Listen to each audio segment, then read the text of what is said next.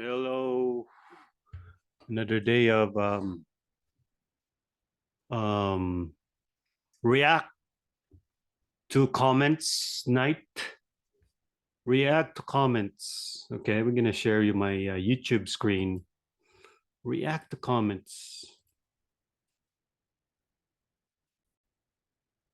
But first, we're gonna do a review on what we have. Oh, I got some comments here, but it's fine. Marino Paduan. The title is "Which are the most sung about cities in the world?" Most sung about. They're talking about what songs about cities are sung about. Ah, okay,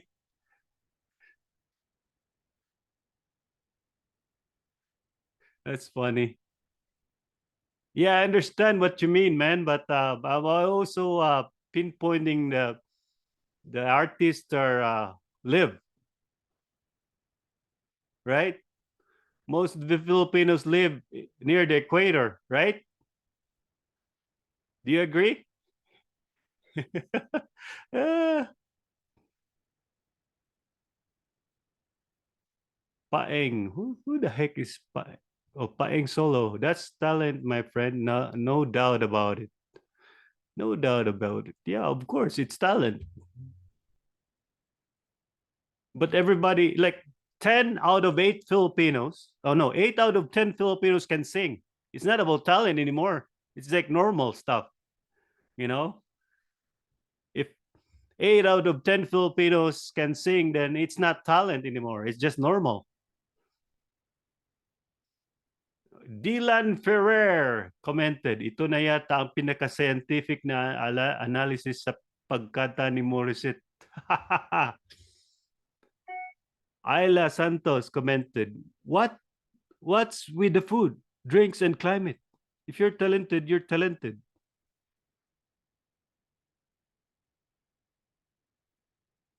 What's with the food, drinks, and climate? Obviously, you never lived in Canada. You never lived in a cold climate.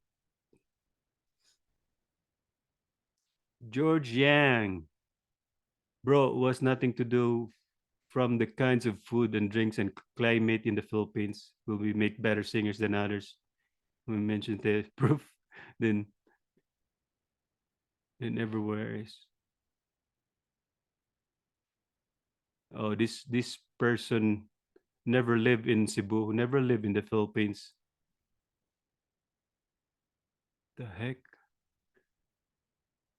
Terry Bora replied, VIDZMO, Deborah Cox is also from Deborah Cox is from Canada. Alanis Morissette as well. Yeah. What? There's only 3 people can sing in Canada? See that? There's only 3 people can sing in Canada. There's 35 million people in Canada. Only 3 people can sing. What's wrong with this lady? Bring Bing Magana. I don't think so, sir. It's the weather, climate, or food that we eat here. It's pure talent. Obviously, you can sing. Like I said, there's 8 out of 10 Filipinos can sing. Maybe you're part of the ninth or 10th. Like I said, it's normal. Singing is normal. Maybe you can sing. Pizza Kit. If you look closely, Kevin looks like he's just raging inside. All he can see is red. I'm already listening to this with sensor beeps throughout. Terry Bora. Terry Bora again. Terry Bora. Canada produced one of the greatest singers in the world, Celine Dion. Well, not anymore. Celine Dion just moved to Las Vegas because Canada is too hot for her. She lived in Las Vegas with her. She rides the helicopter traveling to Las Vegas and to the hotel. So she's not Canadian anymore. Rainer Guerra, most viewed solo version of the song outside of talent competition shows. That Philippines Live. Mari Dunlop. Mary Dunlop, I'm blown away with your reasoning behind why she sounds amazing. Eat fish. Well, you never eat fish before? RRO Peter, I don't agree with you. Climate has nothing to do with singing. These people never been to Canada, folks. Wine sipping cowboy is the video made Morissette Amo into international star. She follows Mary Carey, the whistle note. Man who have okay. Man who made a water running car is no longer here. Watch out, man. You on the list. Go ahead.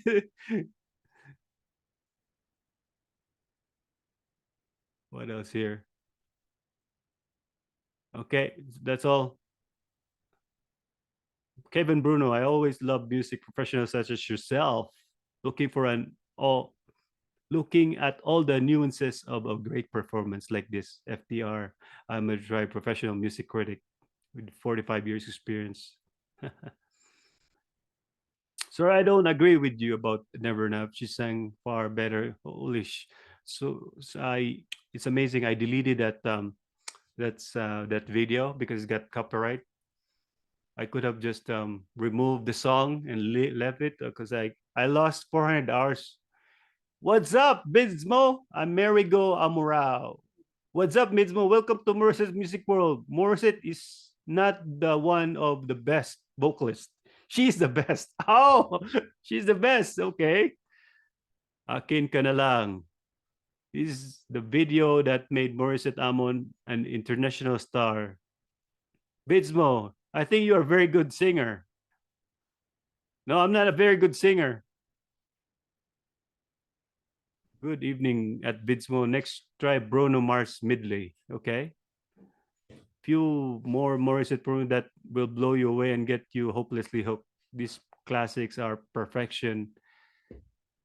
Like for me, music for me is like normal thing. Yeah, I stop being amazed with music. You know, music doesn't move me anymore. That's a problem. You know,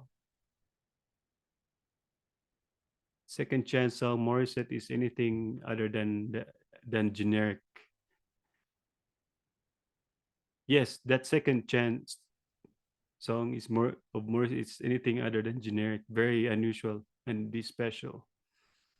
Your video is very beautiful and I like it. I have been trying to talk to you a long time. I'm waiting for your response. What? Give me to talk to you. Why would you talk to me? I don't need somebody to talk to me. Nice song po. Good luck, sir. Practice more. May paghubasan. Nice song po. Good luck, sir. Practice more. I don't practice at all. I don't need to practice. I'm not a professional singer, okay? I don't get paid to sing. First and hi, you got subscriber. Anyway. Oh. Okay, that's all. But for tonight, wait it out or go through it, and it would kind of like the pain would go away. But this that guy didn't go away, and wait. I'll show you. This guy died, and he came back from heaven. Okay, he's got something to say. I would do it until the day I died, and then I died. May 5th, 2006, I ended up with a kidney stone that got stuck on the right side. I had kidney stones before, so I knew it was a kidney stone right off the bat. I thought I could probably wait it out or go through it, and it would kind of like the pain would go away. But that time it didn't go away. And I remember going into the emergency room and just kind of like nonchalant say, I got a kidney stone. It's over here. And I knew what they would do because I've been through the procedures before, and I knew they would take me into a room and they would give me morphine and the pain would go.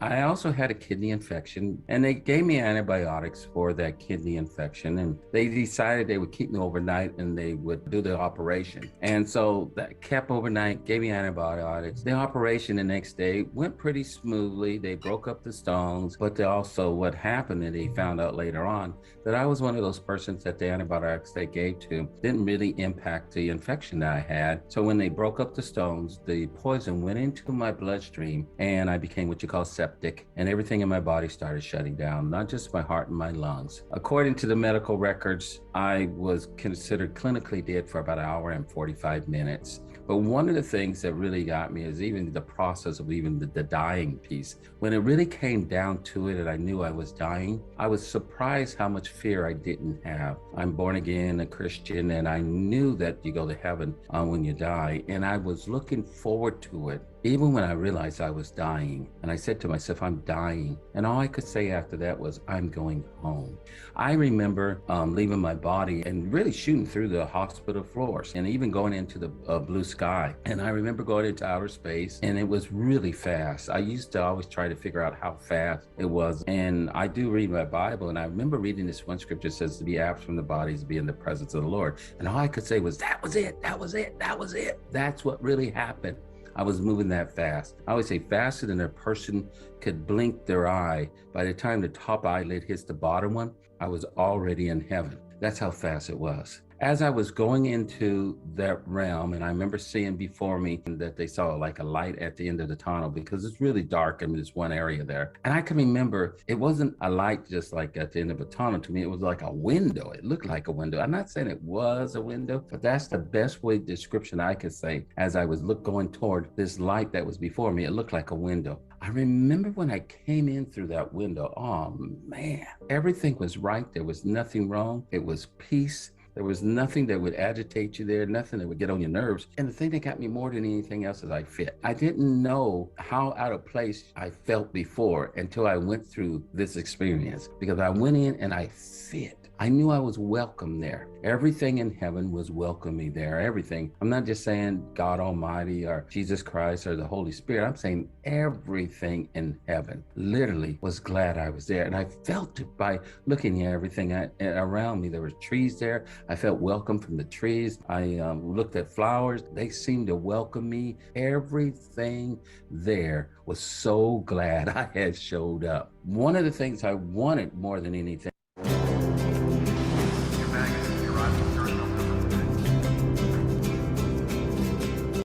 else. And I didn't even know this desire was on the inside of me until really I got there. And that was, I really just didn't want to be in heaven. You know, I wanted to see Jesus Christ. I wanted to see him face to face. That was so important to me. Heaven's not heaven without the Father and Jesus. They make up heaven, you know, and I came to understand it's not a place you want to be in. It's a person you want to be with. So as I was going through a forest, there was a forest before me, a bunch of trees in front of me, and I knew Jesus Christ was through those trees. And I remember thinking that I got to go through those trees to see where he is. And as I was going through those trees behind me, they parted before me. And I felt like they were saying on both sides of me, he's going to see the king, he's going to see the king, he's going to see the king. That's what I felt like they were saying. I wanted to be where Jesus is. So I was really concentrating more than anything else on being where he is. And when I came through, I remember coming out into this clearing, but it was a wide open space. And I saw Jesus. He was more to the left of me, and he was looking at a bunch of some angels and some what I call redeemed people that had been on the planet and left the planet and went to heaven. And I can remember coming up to him and seeing him. And the first thing I did, I didn't stand up and really approach him. I got so close to him, and then I went down on my hands and knees, and I was looking at his feet. When I say I was looking at his feet, he was still facing the multitude of the crowd before him, and there was millions of them, billions of them, really. You know, I was looking at the side of his feet, and all I could do is I kind of raised my head up enough to see part of his legs, never really his face at that moment. And all I could say was, you did this for me. And everything inside of me, everything about me at that moment knew that the only reason I was in heaven is because of what Jesus Christ had done. Everything was so grateful in my being that he had done that for me, that the next thing I could only do was say, thank you, thank you, thank you, thank you, thank you, thank you, thank you, thank you, thank you, thank you, thank you. So I'm thanking him. And as I'm thanking him, I stopped. And then I said, oh, the only reason I'm here is because of what he had done. Mentally, I knew he had done it for everyone. But personally, I took it on as so personal that You not only died on the cross so that I could be here, but you created all of heaven just for me. I don't want to say I was being selfish because I wasn't, but that's what I felt like. He had done it just for me. For then I started looking up his body. I looked up from his feet to his ankles. His ankles loved me. I saw his calves. They loved me. I saw his knees. They loved me. Everything about him I looked at loved me. His hands, they loved me. And then I got to his face and he looked at me. And this is what really, one of the things that still to this day is one of the things I'll go back to every once in a while and just grab. He looked at me like I never ever disobeyed him in my entire existence. You know, that really got me. And then I thought about it later on that when he said he forgive you, he forgets it. You know, I read the Bible, and the Bible even says that in the 8th chapter of Hebrews and also the 10th chapter of Hebrews. It literally says that when God forgives you, he forgets it. I experienced that look from Jesus. I knew that I was the eternal being, that I would never die. My body died, but me, the real person on the inside of this body, will never die. The love he had for me would outlast me. It can't outlast me because I'll live forever. After that engagement with him and he downloading some things inside of me, I call it downloading like a computer. He looks at me and he says, no, it's not your time. Go back. Felt like that. That's how he says it. I was kind of okay with it. And I remember I didn't go through the forest after that to go back to where I came into heaven. I went over the forest. It's like I flew over it. There is not really flying. You can literally say, I want to be 10 feet above the surface there. The best way I could describe it to you that read your Bible is like when Jesus walked on water. And there's no fear, so you can go as high as you want. But I remember going over the trees and going back to that place. And when I got to the place that I was going to leave out of, and it wasn't like there's a door there that opened up the door and you go out. It was just like I knew the next step I took, I would be out of that realm. And I remember standing there for a while and I sensed my body wasn't ready. It wasn't ready. I was so joyful that it wasn't ready. So I remember turning around saying, yes. And the forest was before me. And I knew Jesus was on the other side of the forest. But I felt like I could literally go to the left of the forest. And as I'm going to the left of the forest, oh man, all of creation is so joyful. I saw mountains and they were beautiful mountains. They looked like ocean waves moving because they could move. And as they were moving, it looked like the ocean waves going past me, but they were really mountains going. And I just, oh man, this is so wonderful. And I'm enjoying it because to be honest with you, I thought I was going to stay. I knew I had to get back to Jesus. So I came back to Jesus this time around this side of him. And for whatever reason, I went behind him and then came back to that same position I did the first time. And I bowed down again before him. And then he said some more things to me, talked to me a little bit more about things there. And I remember the light that was coming off of him. I didn't say this the first time, but there was this great light that was coming off. Okay, folks, that's all for now, folks. Maybe next time again. Thank you very much for watching and have a good night.